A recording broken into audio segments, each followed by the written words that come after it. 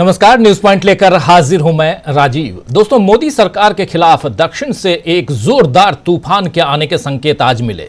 सियासत में आने वाले इस बड़े तूफान को इस वक्त भले ही बीजेपी हल्का समझकर नजरअंदाज कर रही है, लेकिन आज चेन्नई में जो नजारा देखने को मिला उससे समझ आ रहा है कि तीसरा कार्यकाल पूरा करने में मोदी के पसीने छूट सकते हैं। चंद्रबाबू नायडू के कारण केंद्र में सरकार अभी संभली हुई है, लेकिन अगर कहीं टीडीपी ने अपना हाथ खींच लिया तो फिर बीजेपी को बड़ा झटका लगेगा। दोस्तों, मोदी सरकार के अस्थिर होने की बात मैं इसलिए कह रहा हूं क्योंकि आज चेन्नई में एमके स्टालिन की अध्यक्षता में परिसीमन यानी डिलिमिटेशन को लेकर हुई बैठक में विपक्ष ने नए सिरे से अपनी ताकत दिखाई।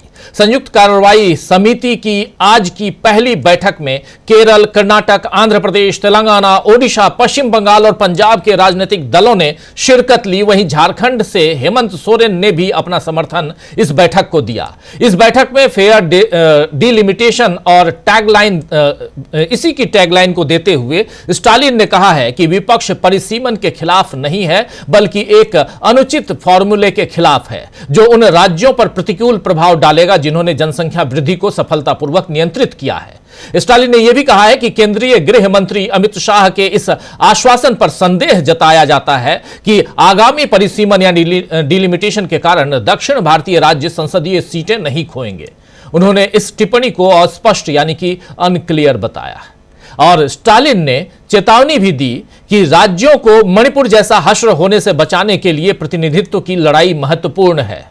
स्टालिन ने यह भी कहा है कि अधिकार स्थापित करने के लिए निरंतर कार्रवाई बहुत जरूरी है। आपको बता दूं दोस्तों कि इस बैठक में गैर बीजेपी दल को इकट्ठा होना था और वो सारे दल इकट्ठा हुए ही, लेकिन इसमें बहुत सारे दल इंडिया गठबंधन के साथ पहले से ही थे और जो इंडिया गठबंधन के साथ नहीं थे वो भी आज इकट्ठा हुए। लेकिन आज जिस तरह मतभेदों को भुलाकर जगनमोहन रेड्डी, केटीआर, नवीन पटनायक या पिनरई विजयन जैसे नेता भी एमके स्टालिन के कहने पर चेन्नई आए और इस बैठक में हिस्सा लिया, उससे पता चलता है कि अब बीजेपी देश में पूरी तरह अकेली पड़ चुकी है। इस समिति की अगली बैठक अब हैदराबाद में होगी। तेलंगाना के सीएम रेवंत रेड्डी ने क्या कुछ बताया है इस मसले पे, आइए जरा सुन लीजिए। रेवंत रेड्डी को कांग्रेस की सरकार है तेलंगाना में, और सबसे बड़ी बात कि तेलंगाना में इससे पहले जिनकी सरकार थी यानी बीआरएस की सरकार, उनके नुमाइंदे भी उनका प्रतिनिधित्व करते हुए केसीआर के बेटे यानी के चंद्रशेखर राव के बेटे केटीआर वहां मौजूद थे। सुनिए जरा रेवंत रेड्डी क्या कह रहे हैं इस मसले पे। Mr. M.K. Stalin is one of the good movement for South Indians.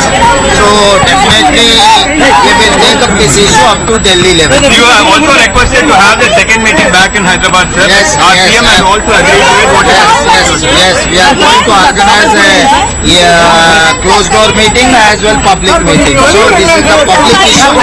We wanted to create an awareness in the public. तो सुन रहे थे आप यहां रेवंत रेड्डी को, और बीजेपी ये मानकर चल रही है कि विपक्ष की एकता से उसका कुछ नहीं बिगड़ेगा, लेकिन जब इन दलों की एकता के बाद चंद्रबाबू नायडू भी दबाव में आएंगे तब मोदी क्या करेंगे ये देखना होगा। वैसे मोदी के लिए मणिपुर भी अब तक घेरेबंदी का सबब बना हुआ है। स्टालिन कह रहे हैं कि मणिपुर जैसा हश्र अपना नहीं होने देंगे, यानी तमिलनाडु का हश्र मणिपुर जैसा नहीं होने देंगे। उधर आज सुप्रीम कोर्ट के 6 जजों की एक प्रतिनिधि मंडल मणिपुर पहुंचा, तो अब सवाल मोदी से हो रहा है कि वो कब जाएंगे, प्रधानमंत्री जी मणिपुर कब जाएंगे। अब तो सुप्रीम कोर्ट का प्रतिनिधिमंडल, 6 जजों का प्रतिनिधिमंडल भी मणिपुर पहुंच गया है। जस्टिस बीआर गवई के नेतृत्व में जो दल गया है उस दल से मणिपुर में न्याय की आवाज को और बल मिला है। इधर बीजेपी के खिलाफ घेराबंदी जो है वो तेज हो रही है, और उधर बीजेपी अब भी राहुल गांधी पर ही सवाल उठा रही है। राहुल गांधी की जाति जनगणना की मांग और मेरिट के सवाल उठाने से बीजेपी काफी विचलित दिख रही है। आज रविशंकर प्रसाद ने, जी हां, रविशंकर प्रसाद को अच्छी तरह से आप जानते हैं, रविशंकर प्रसाद ने इस बारे में तंज कसते हुए कहा है कि राहुल गांधी बताएं कि वे किस मेरिट के तहत नेता प्रतिपक्ष बने हैं। इस तरह के बयानों से दोस्तों बीजेपी की खींच और बहुत ज्यादा कहें तो बढ़ जाती, काफी हद तक बढ़ जाती है, खींच बढ़ती हुई दिखाई देती है और साफ साफ नजर आता है कि वो उसके अंदर अब हार नजर आ रही है। वैसे आज बिहार दिवस पर जैसे बीजेपी स्कोर बढ़ाने में लगी है, उसमें दिख रहा है कि जाति के सवाल पर बिहार चुनाव में बीजेपी घिर सकती है। इधर बीजेपी अध्यक्ष के नाम पर भी बीजेपी फंसी हुई है। आज बेंगलुरु में आरएसएस से भी इस बारे में सवाल हुए, जिस पर आरएसएस के संयुक्त महासचिव अरुण कुमार ने कहा है कि हम इस बारे में यानी बीजेपी का अध्यक्ष कौन होगा इस पर भी चिंतन मंथन करेंगे। जरा सुन लीजिए अरुण कुमार क्या कह रहे हैं, संयुक्त सचिव आरएसएस के, सुनिए जरा। संघ के स्वयंसेवक 32 से ज्यादा संगठनों में काम करते हैं। हर संगठन जो है वो स्वतंत्र है, स्वायत्त है। हर संगठन की अपनी एक निर्णय प्रक्रिया है। हर संगठन के अंदर उनके यहाँ सदस्यता होती है, उनके यहाँ निर्वाचन होते हैं, नीचे की इकाई पर होते हैं, मंडल जिला होते हैं, वो सब उनकी प्रक्रिया चलती है। और अध्यक्ष के चुनाव के लिए कोई समन्वय बैठक होती नहीं है। और बाकी मीडिया में क्या चलता है, तो मीडिया को 24/7 एक्टिव रहना है, तो उनको कुछ न्यूज चाहिए, और न्यूज क्या है वो आपको भी मालूम है सारे उसमें से। मीडिया की बात कर रहे हैं। मीडिया को आखिर संघ कहे ऐसी बात या बीजेपी ऐसी बात कहे, मीडिया जिस मीडिया को उन्होंने गोदी मीडिया बना दिया तो फिर कहना ही क्या।